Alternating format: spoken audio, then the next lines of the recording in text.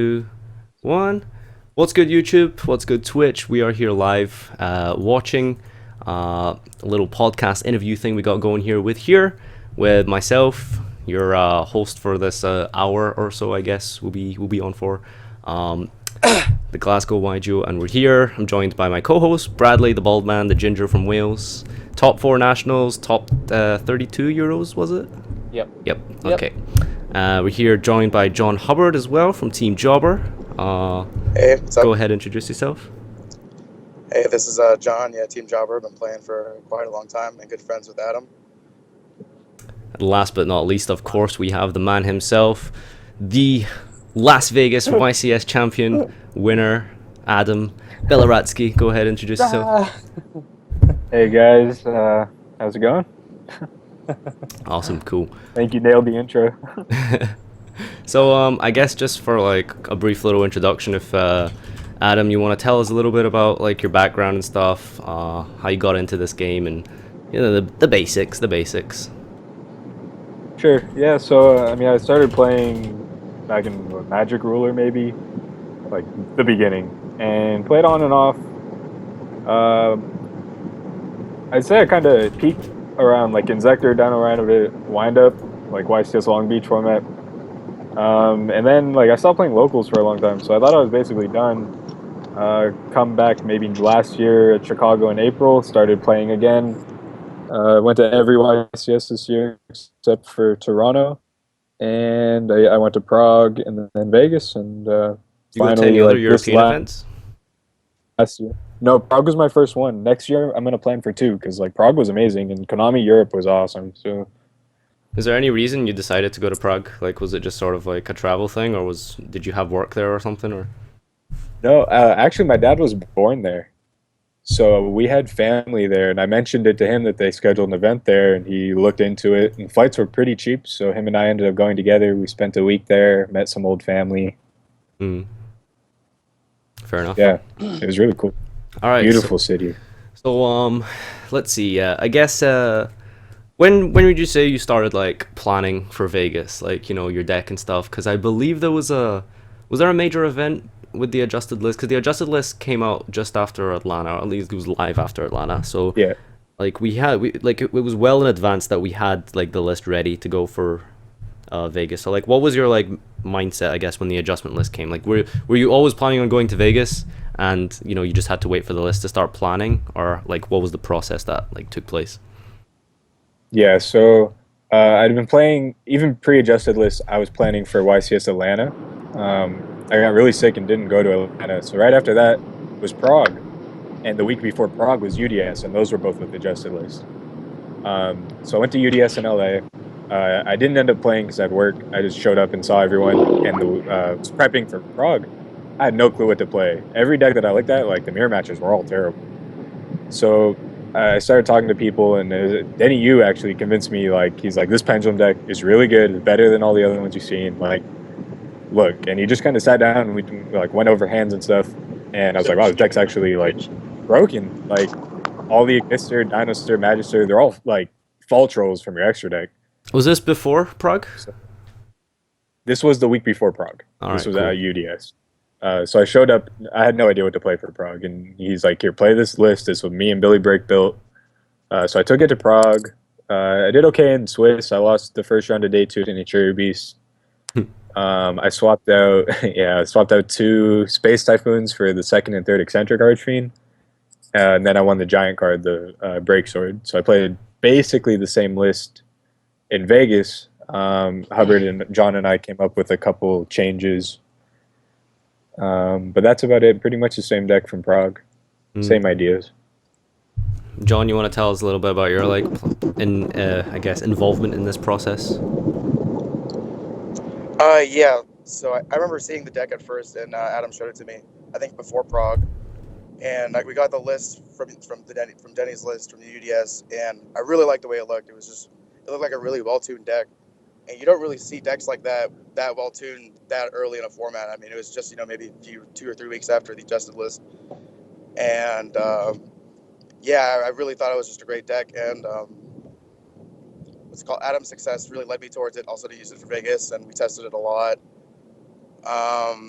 I guess my input maybe was just maybe convincing that Ariadne was really good. Ariadne was so great just because it sort of doubled down as like a pendulum and a trap. And, you know, I really like the 3 copies. I like going up to 5 counter traps. And that seemed like really the way to go.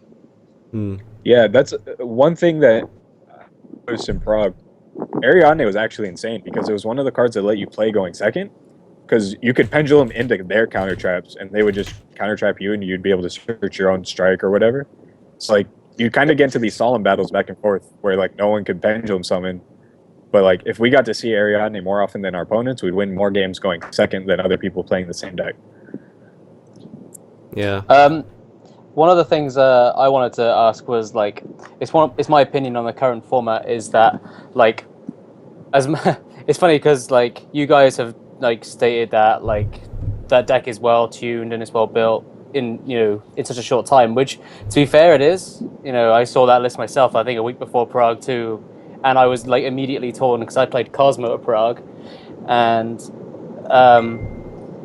but one of my thoughts about this format is that it just seems to be like we're settling for like the best of the worst. And I watched your deck profile, and one of the immediate things that you said was about like a card like Painful Decision. Like you played 3 of it, and you said that you'd rather play something else, but you had to play 3 Painful Decision because that's like better than anything else.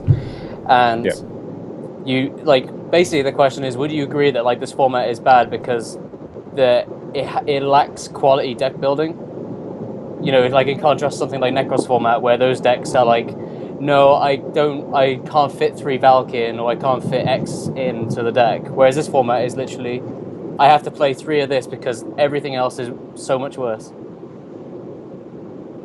I agree with that. I'm not a huge fan of the format. I mean, if you look at my list, I play like, if you count all the spells that get vanillas, it's like 13 or 15 or something like that. Like that many vanillas in my deck. It's actually insane. Yeah. I mean, the other question was like regarding the lack of rabbit, because obviously like you said yourself, you lost an Nature Beast in Prague, and then there's obviously cards like Anti-Spell, which decks like Cosmo themselves are main decking. So was it the fact that like it was just something else you didn't want to open, or you felt like the other vanilla based cards were better? I loved Rabbit, actually. I played Rabbit in Prague, and it was one of the changes I made between then and Vegas. And it wasn't Rabbit, it was that I didn't want to use Vector, because so many of the hands where you had double Vector, you'd lose. It wasn't Rabbit that I disliked. I mean, that's like one of the reasons why I'm playing Triple Vector, because I want to like play cards like Rabbit. I want to play all those cards myself. And that is the one drawback. But like then again, I found that with like Triple Vector, it advocates the use of stuff like Master Key Beetle, Nightmare. I mean, that was another question I wanted to ask as well. Leading on from that was why you guys decided to not play Master Restrict and just go for like the Magic Deflector approach. Yeah, it was more of a space issue.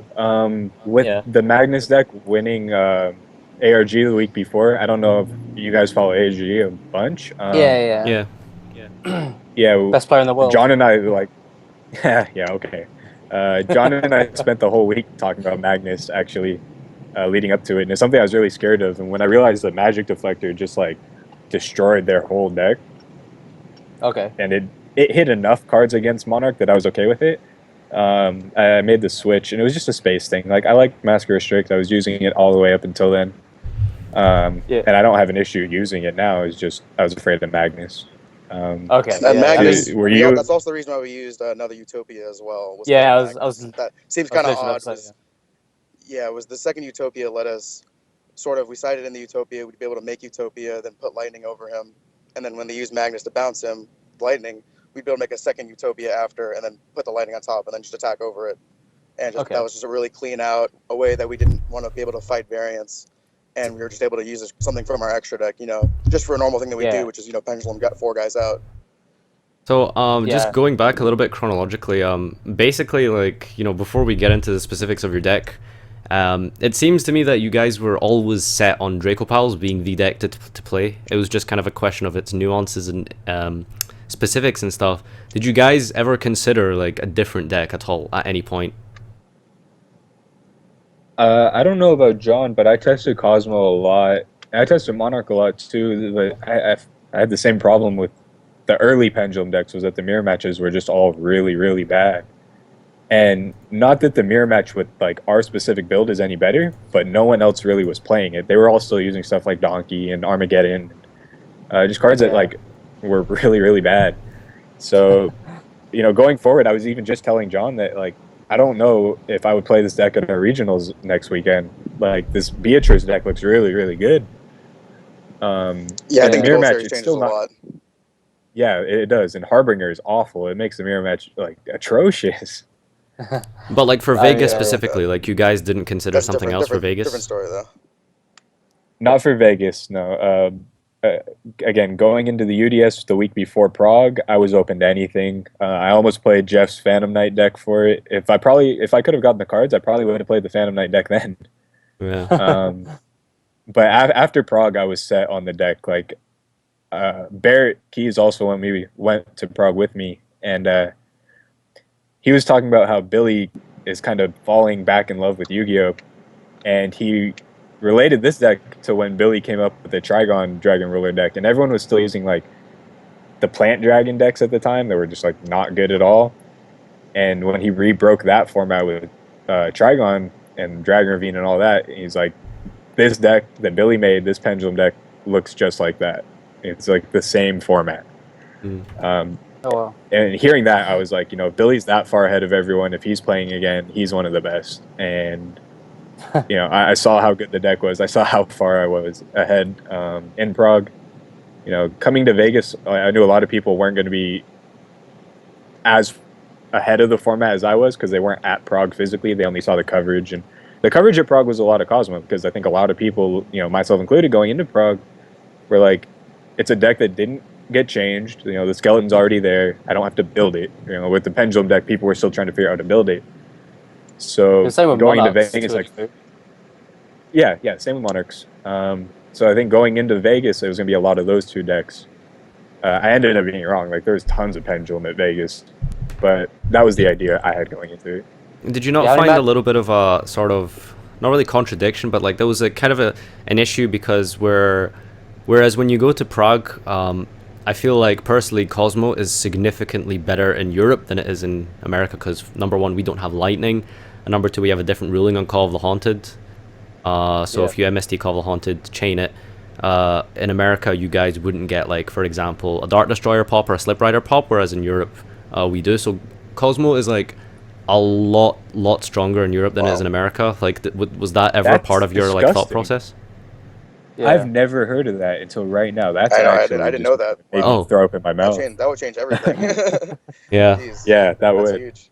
I've always kind of resented or envied, to be exact, the US because like we were all struggling so much during Necros format when Towers Turbo became a thing, and like everyone gets to play, the US gets to play like Diamond Crab King, and it was kind of like, oh well, that's not cool. We have to like play like, well, Slice of Armor wasn't terrible, but I just didn't like the card. And then like in this format, it's oh yeah, Utopia the Lightning just outs like everything, and it was just like, come on, man, like we have to play like fucking kaijus and shit. Yeah. Hard draw those kaijus, So I've got Adam's build up on stream right now for anyone, for people in the stream, of course. So this is Adam's build up here, and yeah, this is the everything he played card for card at the event. There's nothing particularly like, I don't feel like there's anything that I would personally feel is like absolutely out there, like different, kind of out of the ordinary, and like sure. Like, do you think that there's anything particularly special about your build? Like, the only kind of nuance, sort of, like, uniqueness I can see is, like, Die, perhaps, and Bottomless. Die was something that was, like... Go ahead. Denny played Die first, right? Like, Denny would play, like, 2 Die and then 2 Painful Decision or something? Yeah. And then that kind of got phased out. Yeah, by most players. Yeah, so for where we are now in the format, and even, looking back, going into Vegas, I don't think the deck was as ahead as I thought it would be. If I go back to Prague, I think this build, if someone had this at Prague, which I mean I was really close to this, is probably the best deck in the room. Just like so many people, I still, even at Vegas still, I saw people using Second Donkey and a lot of people using Armageddon. I mean, Tyree is a teammate of ours and he was using Armageddon still. Yeah, I saw that. Yeah, he had a nice little twist on it with the Archfiend Darius, but... Oh yeah, that was cool. Oh, yeah, I remember seeing that. I thought that was pretty cool. It's true that Long Dao was in correspondence with Denny Yu regarding the deck, wasn't he? Because he was playing effectively that deck. That's the first time I've heard his name come up with it, but it could be. I mean, like that's me probably assuming because if you watch the deck profile on Dual Rock's channel, you like I'm pretty sure he mentioned something along the lines of like Denny giving him the deck or something. But yeah, okay. Like when I saw Denny's, the list of UDS, and I saw Long Dao's, it was like 10-0. I genuinely believe that like had he not lost to my friend in top 32 to Magical Explosion, he would have won the event. Yeah, I wouldn't be surprised. I felt like that going into Prague, and I punted a match versus Cosmo early on, and then lost to Nat Beast later on. Really screwed me, but I mean, even going to Vegas, like the deck, this build that's on the stream right now it's a mix of the build Denny gave me and the build Pat topped ARG with. And I think they were both really, really close. Yeah, with the scoldings. I mentioned how he only used the 4 Solemns in the deck profile, and how I thought that was incorrect. And he still only played 4 Solemns going into Vegas. I played 6, but only 5 counter traps. Yeah. Yeah. I found that like, well, what's your opinion on the Rafflesia? Because like, as much as like Bottomless is, it's still a good card to have in your hand alongside stuff like Solemns. I just find that for an extra deck monster, you find yourself going into a lot more, important stuff like, obviously the Magisters and something of like the more generic based stuff like Diamond Dire. So would you agree that like Rafflesia could effectively be phased out of the deck, or would you keep it in? Yeah, I think as of right now, me and John have both cut it, right, John? Is he not here? I think I've cut it. I'm pretty sure he has cut it. I know we were talking about sorry, it. my mic is muted. Yeah, I cut it for because we just got Giant Hand and Gold Series. I think that's a way better replacement for it. One of the other cards that I found myself... Well, sorry, go ahead. Oh, I forgot what I was going to say. One of the things that I was finding as I was playing the deck was that King of the Feral Imps it's quite as necessary as it is to search the deck for a high scale. I found myself like wanting to, again, it's the same sort of thing as Rafflesia. It's a card that like I think deters you from what you're doing, and it's like not as important as it probably once was. 100%. The worst fields that you can make involve Feral Imps. Like that's something we noticed pretty early. Like whenever you had to make Feral Imps, your field was just not that good. Yeah. So there, like even Utopian Lightning, like I had almost cut those cards. If I had something better, I don't mind not using them. I've been testing like Triple Dynastor with 2 Harbinger, or a Harbinger and a Felgrand. I've been switching back and forth. Yeah, it doesn't come up quite enough, so I might as well still use the Lightning. But yeah, I mean, I'm playing the like I figured based on like everyone's comments regarding like they said like, oh, I would rather play Triple Dynastor rather than something like Emerald, for example, was something that I immediately just started playing Triple Dynastor because it's something that you can make a lot more easily as opposed to something like a rank 4, and it allows you to retain resource management. So that's why I just like kept the Triple Dynastor, and then like you said, you could like play the double rank 8 sort of list. Because Felgrand could arguably be pretty decent in the PK Fire matchup. Yep, it's great there. I would argue one thing about Vegas is that I think Felgrand was very undervalued, and like the release of Harbinger being so good is going to show people how bad this mirror match really was. Because there was a lot of mirror matches I played at Vegas where like they could have made Felgrand, but they didn't, and I don't know if they just didn't understand exactly how good it is in the mirror.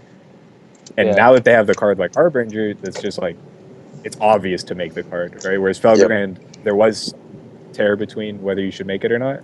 I mean, I think that'll. some people were even citing Vela.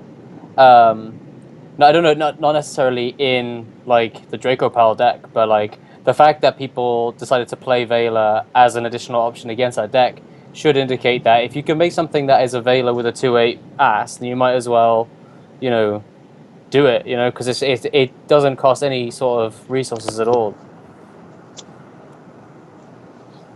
But Yeah. we'll see that going forward. Yeah. One of the questions I wanted to ask, I've got a couple of questions myself, and like, one of the questions was, it's kind of a weird one. Do you, as a player and your team, do you set goals? The reason why I've done that, like asked that, is because as a Hoban fanboy to a degree, I read the excerpt from his new book, and he states that like goals are like kind of a bad thing. So, like, let's say for example, you went to like Prague, and you set yourself the goal of making top cut. Like, it kind of impedes you from like actually going further than that, or even making the top cut, because you could prepare your deck to like get to the top cut, but it might not be good enough because you think you've like prepared for this, to this extent. When if you like prepared for, say, to win the whole event, it might actually have allowed you to top. Because, for example, like if you're trying to get to top cut, you'll be playing like cards that help you get to top cut, so things that deal with a lot more rogue kind of decks. Whereas when you get to top cut, you're going to be expecting a lot of mirror matches, for example.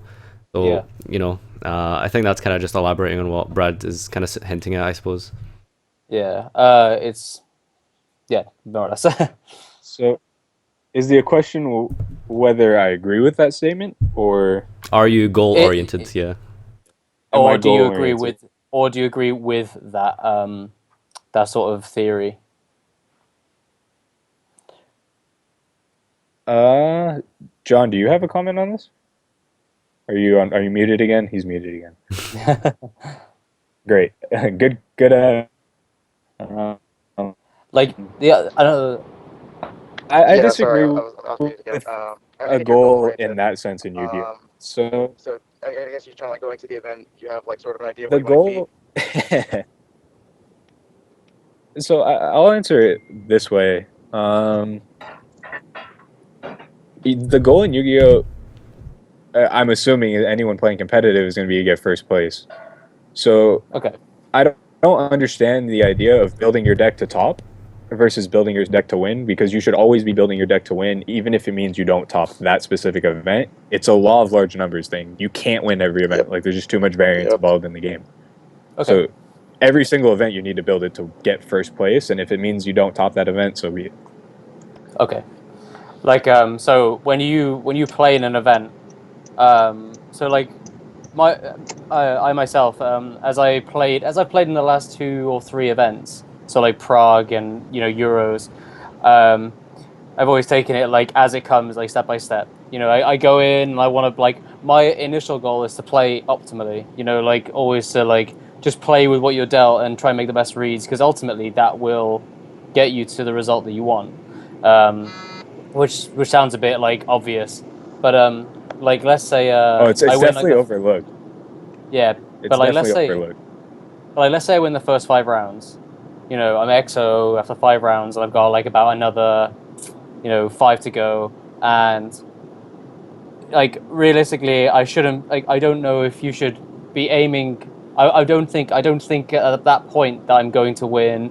It's like that thing, where like let's say if like the initial point is to make like day 2, and then when you get to day 2, then potentially make top cut, try and avoid the bubble, and then do you know what I mean? Like, so for me, I think it's like one of the ways to look at it is potentially taking it as it comes. Or would you say you like go into an event and think I have to win? Well, I think you should definitely take it one round at a time. Yeah. If you Yeah, can, like, I would it's agree with just that. you think about it like you think about all your matches as like sort of just a very long spectrum of your sort of dueling career, I guess you could say, from beginning to end.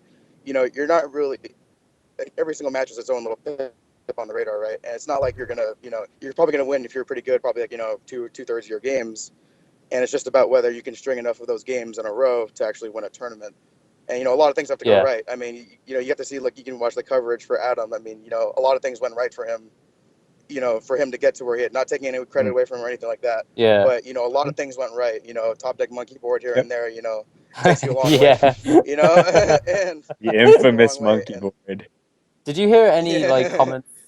Not to like I said like John said, not to try and take away any credibility from your win, because but did you hear anything regarding the PK Fire player and like how he could have had game numerous times or? Yeah, I should have lost that match. Like, there's no doubt about it. I think I played that match as best I could. I mean, I don't think there's a lot of people that even would have won this second game attacking with 2 lizard draws. Like, most would have just lost. Oh yeah, that's So all I can say is like I put myself in that position, and I, for whatever reason, got rewarded. Yeah, I guess that's fair. I mean, it's the other way to look at it is play sometimes as if your opponent will probably misplay or something like that. I guess. Yeah, if you can make that kind of read, sure. So one of the other things was like, obviously because Vegas is such a large scale event, especially on like that stage where you're playing like a feature match, do you ever feel like it's provoked you to misplay or like overthink? So I've always been an advocate of turning down feature matches as much as possible, but when I was at 8-0, they offered me the feature round 9 against a water deck that I scouted the water as early as I could, because it's actually one of the decks I was afraid of, because if you don't know it's water, you can just die like out of nowhere. Oh, okay. So I knew it was water, and I was like, I'm already 8-0. If I want to win this event, I know I'm going to have a feature match eventually. Like, they're not going to let me turn it down at some point. So that's the reason I took it, was I wanted to get on the stage and get comfortable playing, because those lights were insanely bright. Like, I don't know if people realize it watching the stream, but it was bright. So I took it just to kind of get the feel for it up there, and then I turned it down top 32.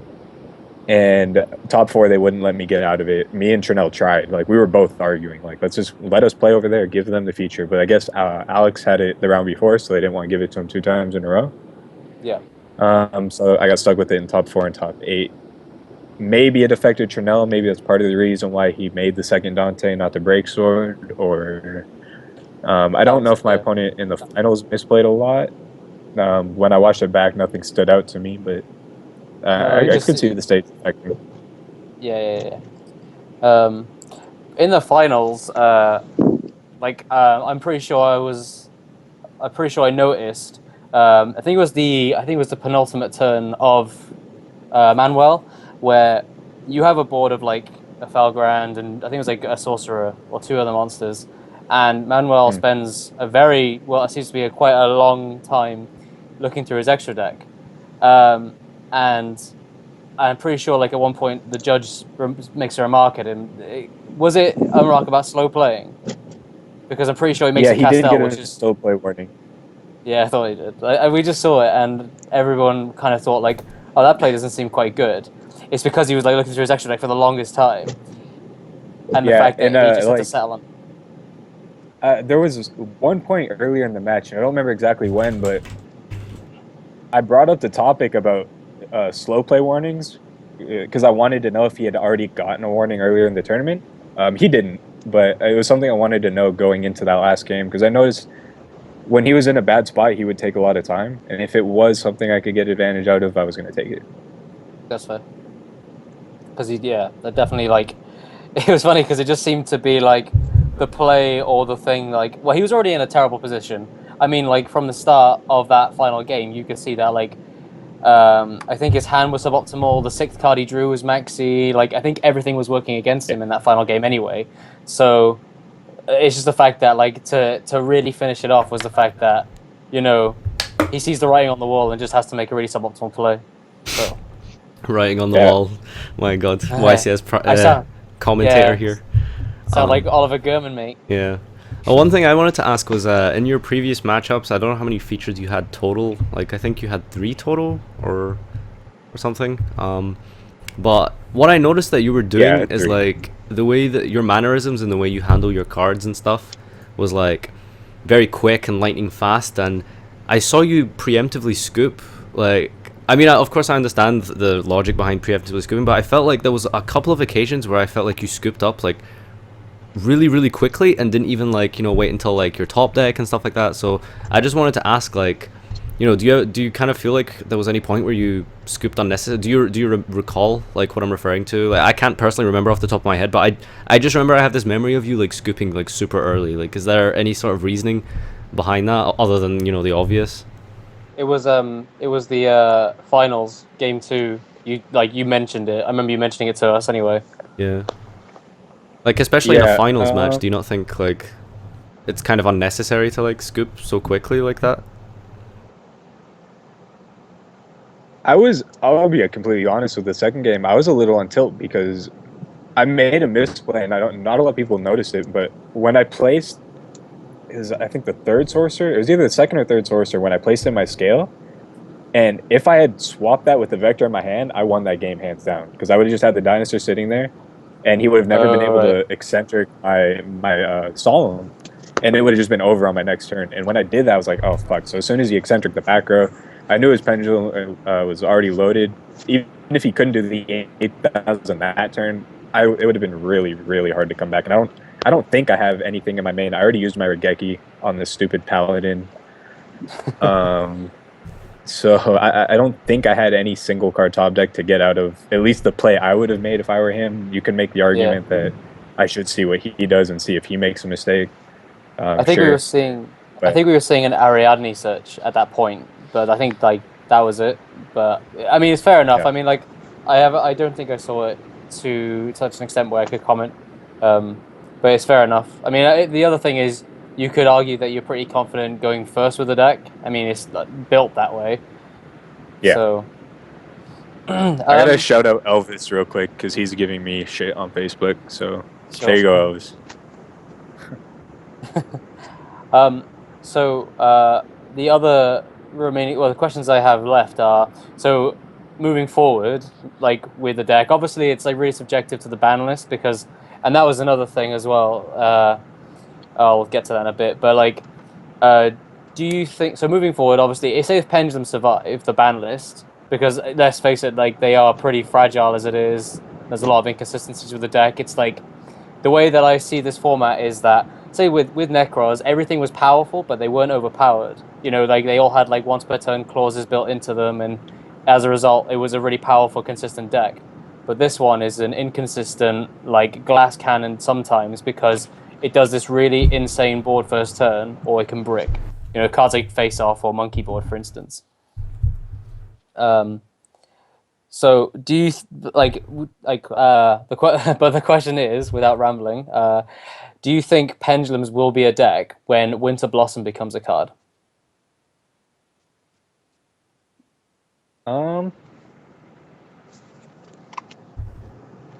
As of right now, I'd say no, but that's knowing what pendulum cards are coming out. I haven't seen anything that's like gonna vamp the deck forward, and the ban list is only gonna nerf it even harder. So with that said, if we get cards like Face Off again, absolutely the deck will be back. Like having a once per turn free Soul Charge, it's hard to pass up.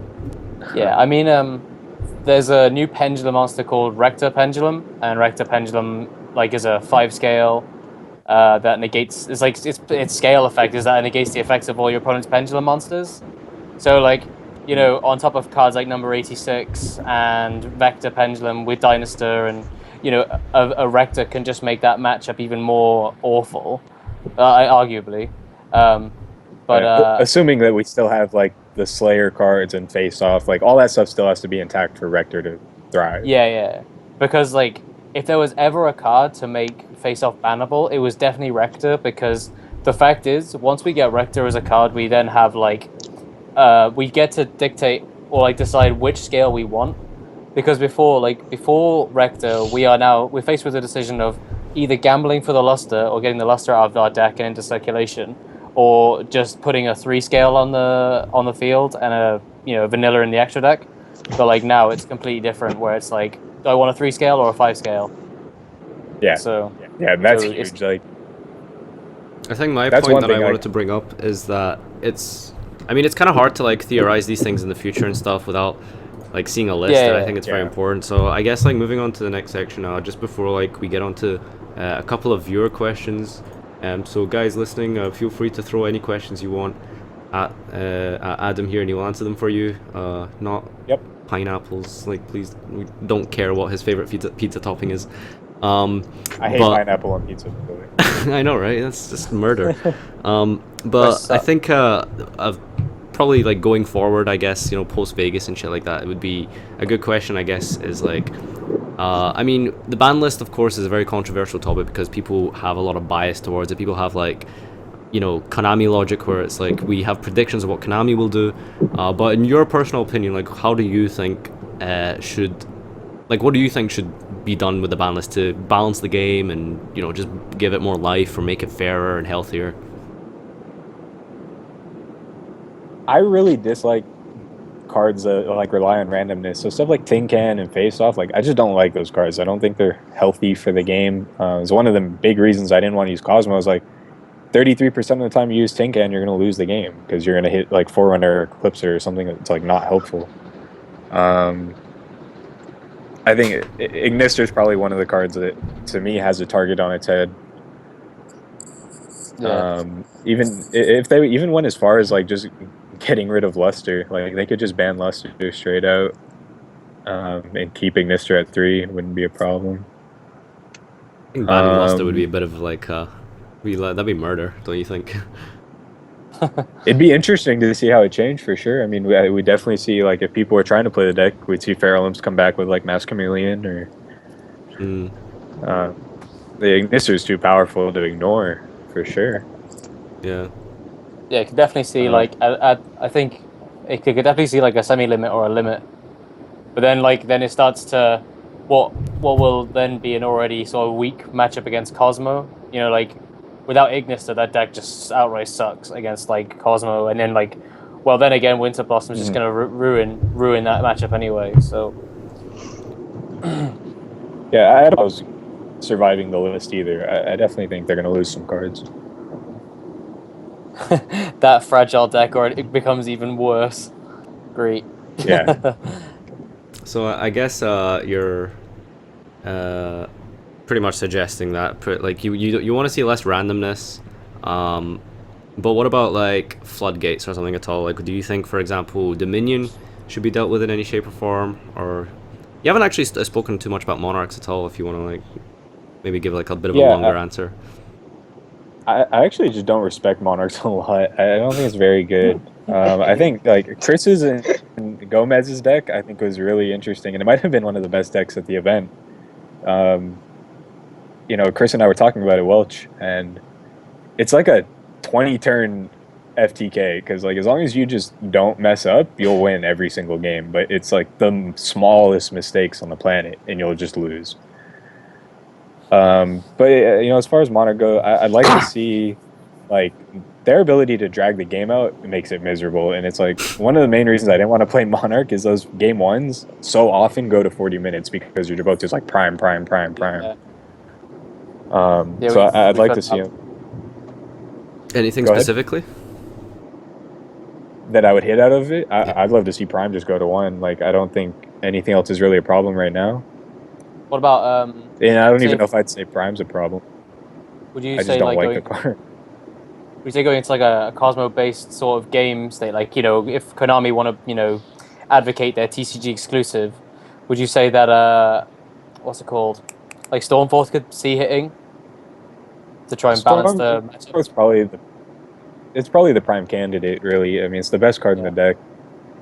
I think if they don't want to hit every deck much, if they just want to do like a little nerf, I could see Stormforce staying at 3. I wouldn't have a problem with it. It's really just that survivability that the deck has. Like, Robbie Boyajian, when he was commentating, he used this word, inevitability, that like you were gonna die eventually when you were playing against Monarch and they got rolling. And even the Pendulum deck to an extent, like there was an inevitability that you were gonna die if you didn't make very specific lines of play. So if they could just take out the prime and lower that inevitability so you actually get to play those games, that's what I would like to see. That's cool. What about cards like in the Cosmo deck? So arguably like the two prime candidates we've heard a lot about is Teleport, because obviously that card steals games, or Dark Destroyer because of its outright ignorance? Yeah, my vote goes for Emergency Teleport. I like seeing theme cards stay at 3. And Emergency Teleport is just one of those cards. Like, if your opponent opens 2, you just lose sometimes. Like, games where you can't control anything, like, at all, that's what I like to see limited. I like to see games that, they can go for a couple turns, but, not so much where Monarch is like, they're going to force you to play 10 extra turns even though you're inevitably going to lose. Like, I don't like seeing those kind of decks. Oh, yeah. That's awful. One last point, I guess, about the list is like, Burning Abyss is like a bit of a tough one to kind of gauge right now because it's literally just out of the bag now. Beatrice has completely changed the dimension of that deck. Can you see anything potentially being hit in Burning Abyss? I don't know if like the recent results go by anything, but just across like the whole of the like TCG, it's been regionals left, right, and center being won and topped constantly by PK Fire or Burning Abyss variants of sorts like this. So, what's your general opinion on the deck? If there's anything you want to like mention about it or. Yeah, I would say Noah Green's his deck from regionals last weekend. He's got a video on YouTube about it. I think that deck is actually insane. I think it's in the Pendulum deck right now, just from like early testing and early watching. So, if I hold my opinion to what is it? I reserve the right to change my opinion, but I was watching Denny play it on DN yesterday, and it was crazy. Just like I didn't know someone could abuse Beatrice like that. And Noah in his video, he's like, I'm just making Beatrice 2 and 3 times a game. That kind of stuff scares me. So seeing something like Beatrice get hit right away, which would be surprising, or Dante gets hit, or maybe Skarm or Fiendish Rhino. I don't know. I don't know what they can hit more from that deck. Like, they've hit so many pieces. Fiendish Rhino will be a good one, I think. Yeah. I don't even think so. I think Dante is probably the biggest contender. Dante. Well, Dante would have to go to like something like 1, and the only reason why I would say that is because Jeff Jones just won like a 1K, and he played 2 Dante. Yeah, definitely. So it'd be a deadly hit, that's for sure. Yeah. So I think that's kind of it for this part. So we're gonna go into some questions in just a second. I think one last final point. Is there any other last final things you want to mention about the event itself at Vegas? Your build, your matchups, etc., etc. I want to definitely shout out to Konami. That's one of the first times. That's actually the first time we've had streaming at a YCS. We've had it at Nationals, but never at a YCS. I think you had it at the 150th. Yeah, we did. You're right. But they did an awesome job. Like, really shout out to them. I hope that we get more of that. In terms of your build and stuff, like, is there anything, I don't know, I guess, like, maybe you regret playing at all, or something you wish you I regret the Unexpected Die, 100%. I hated that card every time I saw it. Going back to when we talked about, like, Billy Brake and how far ahead he is of the game, one of the things that I failed to, like, sort of mention that made me sort of agree with you there is, like, that he started playing Chaos Trap Hole in the main deck, and it was like something that I just thought like, oh, that's like, it's quite odd, and because like what I didn't realize is that I think like 95% of every monster in the meta right now is a light and dark, so it's effectively like playing Solemn Warning again, like, or like a second Solemn Warning. So like you said yourself, I think in the deck profile, if you could play going forward, you would play Chaos Trap Hole, and like seeing him main that or like advocate that, so it like suggests that he is like so far ahead. Yeah, John actually used Chaos Trap Hole in his main over Scolding. He decided to use the Trap Holes. I just wasn't a fan of him in the main. I really like the Scolding. I'd be tempted to even try, like, if I could do Vegas. I mean, obviously I wouldn't change anything because how it worked out. But, I would be tempted to try, like, by swapping like the strikes Chaos Trap Hole to just using Scolding and Chaos Trap Hole and just not even using Strike. But that's interesting. I think that could absolutely be way suck better. at Chaos Chapels. Yeah. You think so? It could be. Yeah, we should go back in time and try it again. No, that's not. Let's go back and butterfly effect my win and get like 18th. John, you've been a little bit quiet. Is there anything else you want to add in tandem with what we've mentioned already about the build or the event, or just any kind of general input you have that you want to recollect? Yeah. I basically played the same deck. Maybe I think we maybe had. I think our extra deck was totally the same. Our main deck was maybe 1 or 2 cards off, and our side decks were maybe 3 or 4, I think maybe 5 cards off. I ended up using Master of Trick actually with Magic Collector as well. But I think that Adam was pretty much always spot on with pretty much everything that he did. Looking back, I probably would have used Scolding, and I really think that's what helped give him a huge edge in the mirror, was that a lot of people weren't using it, and it was just great in the mirror match. I think just being able to negate everything, and I think also that a lot of people were really turned off by the card, because I think there was sort of this misconception about, there was a ruling about it where if you could negate the whole pendulum summon or not based on the wording on the card, and the head judge ruled that you could. So I think that I still get questions when I'm playing the card today. They ask me, can you do that to a pendulum summon? And I have to tell them yes every time, because that's the way the card works according to the head judge of the event. So, but I think definitely Scolding was the better pick in my opinion. It was better than Chaos Trapple. I mean, Chaos Trapple I think would have been better if you expected like a much more like a wider variety of decks. But Adam got paid off huge by playing a whole bunch of mirror matches, whereas Scolding I think shines the most. Yeah. Cool. All right. So moving on to some questions. I guess first off, we got a question here from Vinex Razor. He's asking, do you think this is a good time to get into the game? I would say so. I think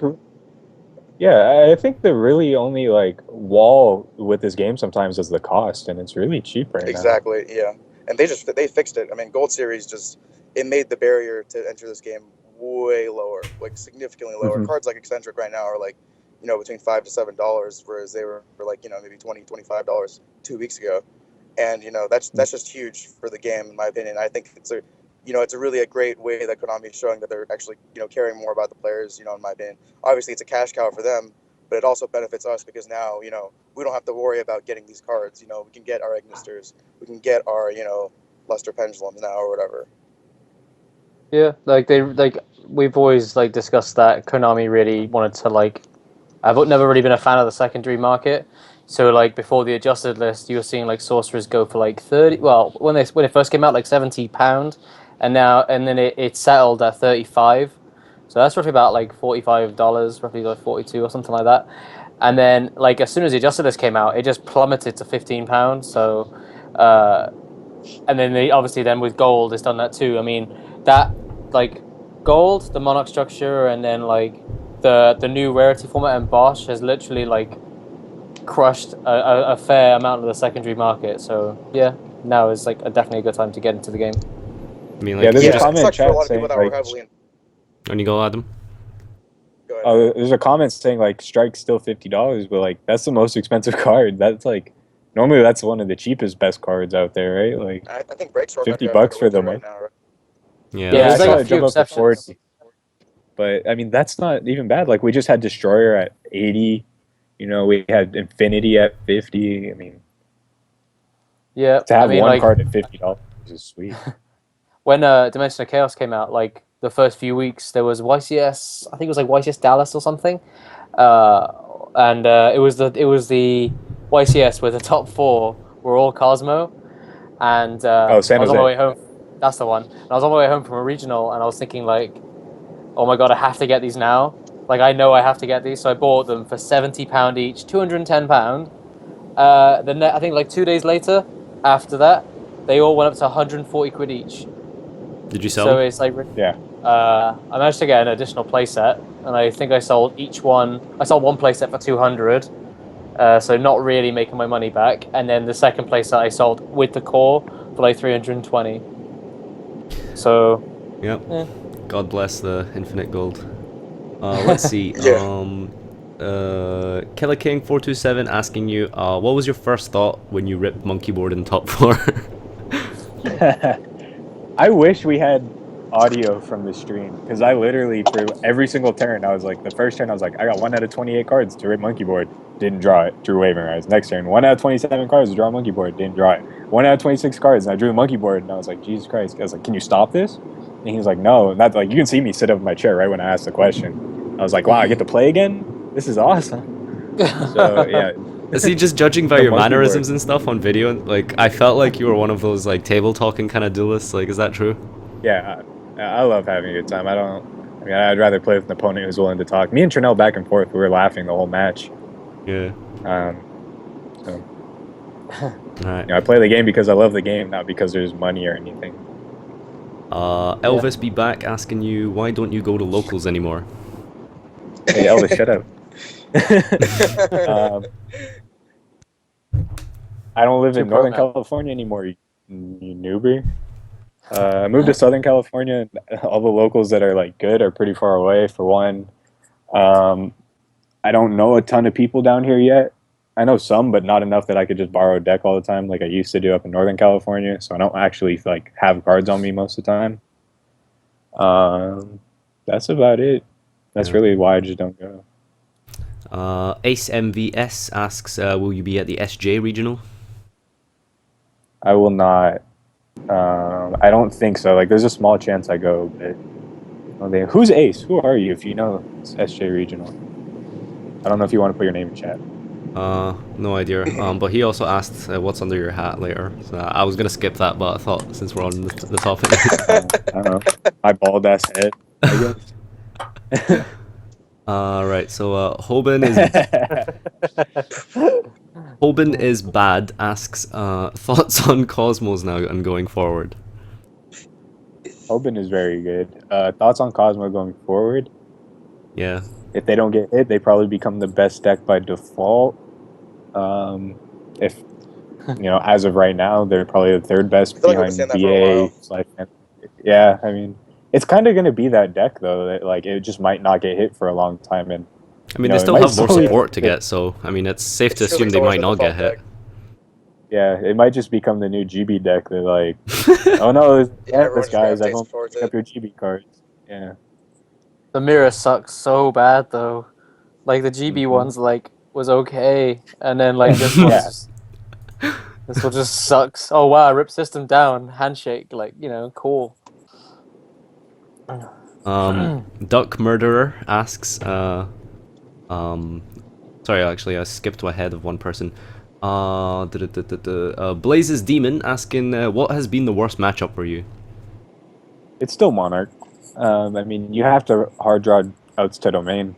Anytime you have to play against your opponent and play against randomness is the worst. And that's what Monarch does to you. Yeah. Have you played against much PK Fire since the the hype? I tested the Phantom Knight, the pure Phantom Knight deck that Jeff used at UDS a good amount before Prague because I really wanted to use it. And then I stopped looking at the deck and I didn't memorize what the cards what they looked like and what their effect was. That's why in the top 4 I had to keep picking up and reading his cards because I didn't know the picture to the effects. Yeah. But with the release of Beatrice, have you because it's only been a week, so it's pretty bad to ask if you've played against it a lot or if you think that's a bad matchup for Draco Pal. So it's probably a bad matchup. Like after looking at Noah's deck, I mean he mains Spell Fragrance, which again you have to raw draw outs for the most part. That was the thing with watching Trinell. It was like every game 1 he just flips anti-spell. And everybody, including yourself, just gets really frustrated. Like, oh my god, I just can't play, and just picks up. And my hand was so good that game too. Like that was the worst part. All right. Let's see. What's been the worst matchup? Okay. So Vinex Razor asking, I left the game because of pendulums. Do you think it's too strong? I'm assuming he's referring to the mechanic specifically, not the deck. Yeah. I think. Yeah. So. I would love to see them print 0 pendulum cards for the rest of forever. I don't like the mechanic. I took a huge break when Soul Charge came out because I didn't want to play with Soul Charge at 3, and then they came out with a mechanic that Soul Charges. So I don't like it. I'd like to see it gone for good. I've actually never thought of it that way. And then you won an event with it, so it's like, okay. Yeah, and then I won an event. So Right? When do you feel your deck is most optimal for an event? I love this question. Um, having your deck feel optimal for an event is when you feel confident in your deck. So one thing that I swore off a long time ago was going to an event and playtesting at the event for one, and making changes of that weekend, because like, why am I going to second guess something I put tons and tons of time in, whether it be DN or locals or whatever, for something that I've spent 10 minutes testing, or I spent, 5 games testing and I'm tired and my opponent's tired. Like, so it's really, once I feel that confidence in my deck, it's like I understand what I need to do in these situations. You know, an example of that is in the finals matchup when I don't use the monkey board because I'm afraid of Ghost Ogre.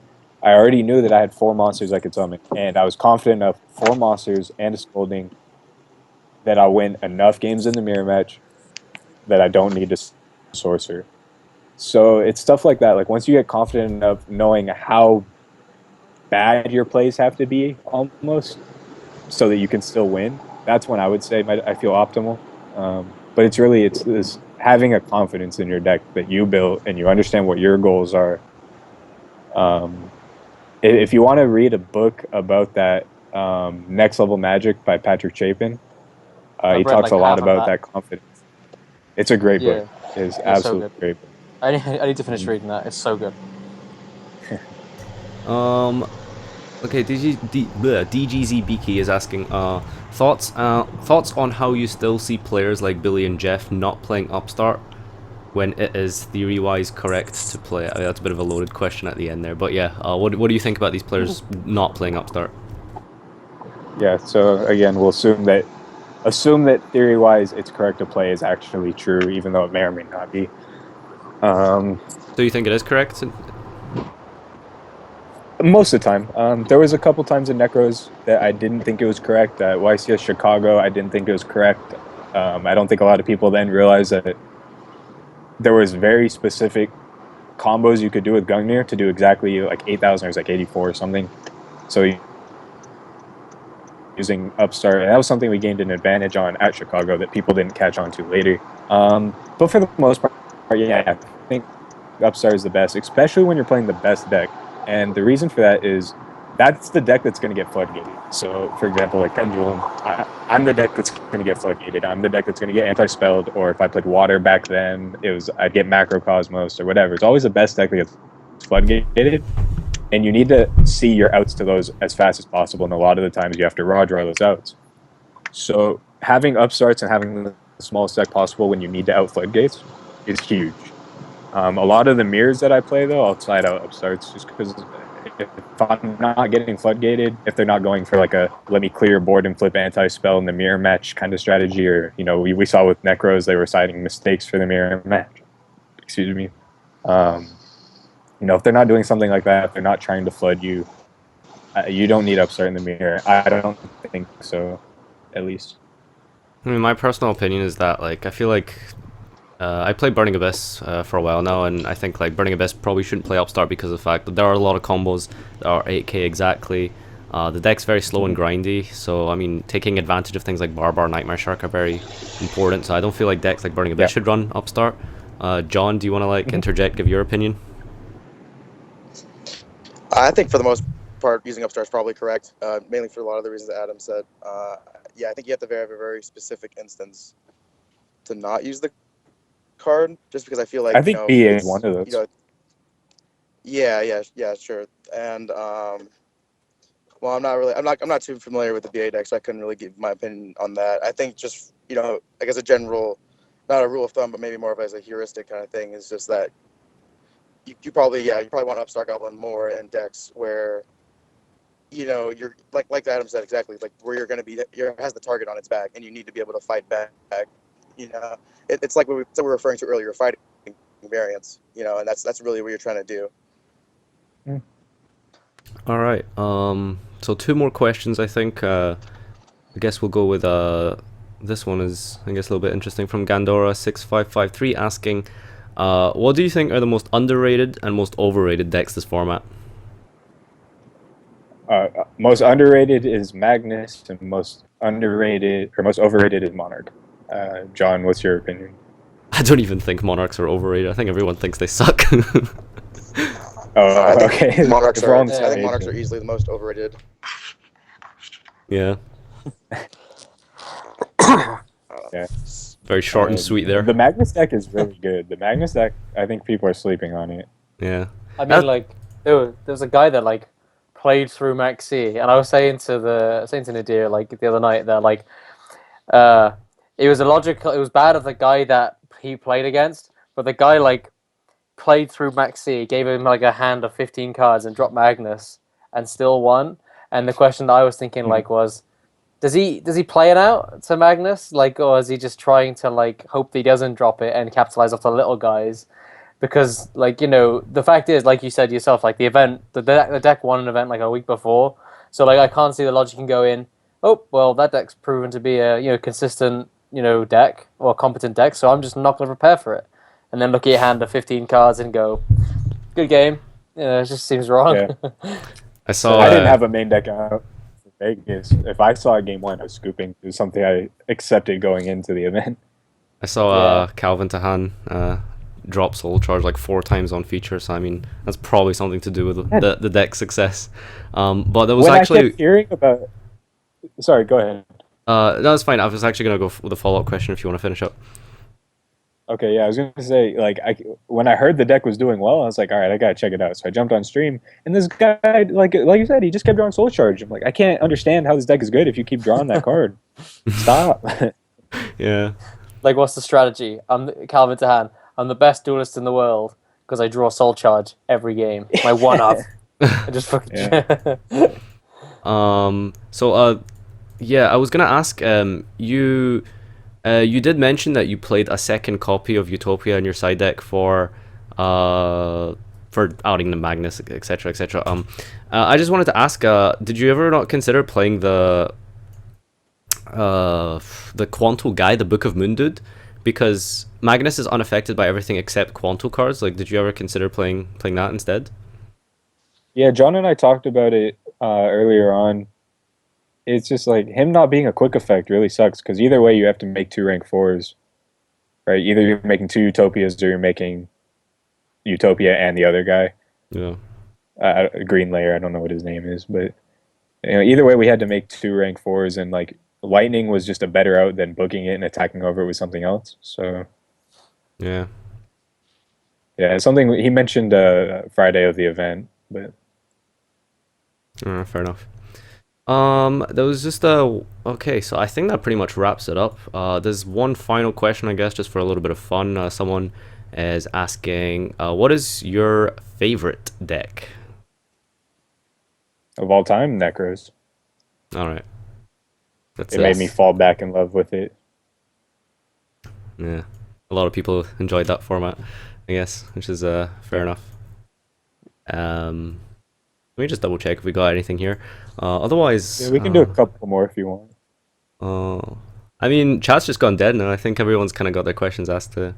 BVL Gary asking where you from. I grew up in Northern California and moved down to Southern California about 6 months ago, near Disneyland. I lived all over Northern California, so yeah, it's pretty sweet. I'm actually going Saturday. Yeah. Shout out Mickey Mouse. Sold that. You're gonna sell that Minerva so you can go to Disneyland.